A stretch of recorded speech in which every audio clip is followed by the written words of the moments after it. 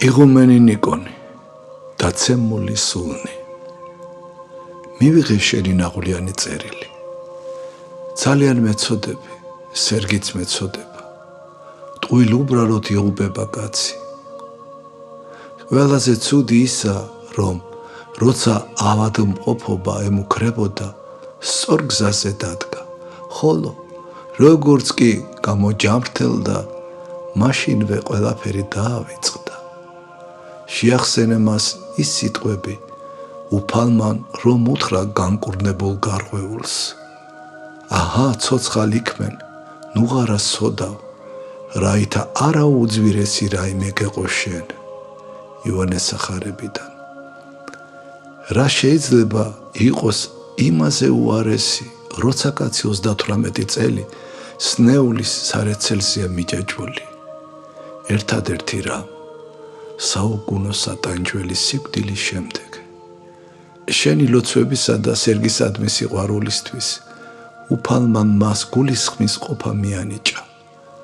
სერგეი მშვენივრად მიხვდა ამას, ხოლო თუ იგი უარყოფს უფალს და შეურაცხყოფს მას თავისი საქმეებით, ენით აღიარება ღვთისა არც ისე დიდი რამაა, ეშმაკებიც აღიარებენ იესო ქრისტეს და ღმერთს. საკადრის მიიღებს თავისი საქმეებისთვის. ღმერთი არა შეურაცხ იქმნების. შენ კი უფალს შესთხოვე მფარველობა და მოთმინება. ღვთის მოღვაწეებს ეშმაკები ხილულად ესყოდნენ თავს. ღვთის მიშვებით სცემდნენ, საშინელ მოწყინებას ულენდნენ და ასე შემდეგ. ყოველივე ამის მოთმინებით მათ დაამტკიცეს თავიანთი სიყვარული უფლისადმი და უფალმან გვირგვინოსან ყო ისინი. შენზედაც უშვებს უფალი, რომ სერგისაგან უფრო სწორად ეშმაკებისაგან მომავალი განსასწრებელი მოითმინო, რომელთა იარაღათაც იგი გვევლინება. მოითმინე ძვირფასო, უფლისა მიერ, რომელმან დაითმინა სრულიად იგი ცხონდეს. ასეთია საიდუმლო სულიერი კანონი.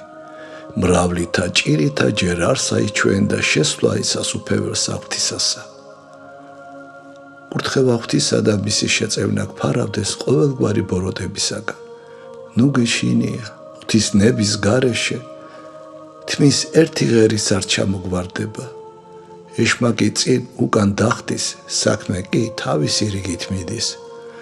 ღმერთმა უშველოს სერგეისაც, რომ თავი დააღწიოს ეშმაკს და შეინანოს. 1960 წლის 14 ივნისი.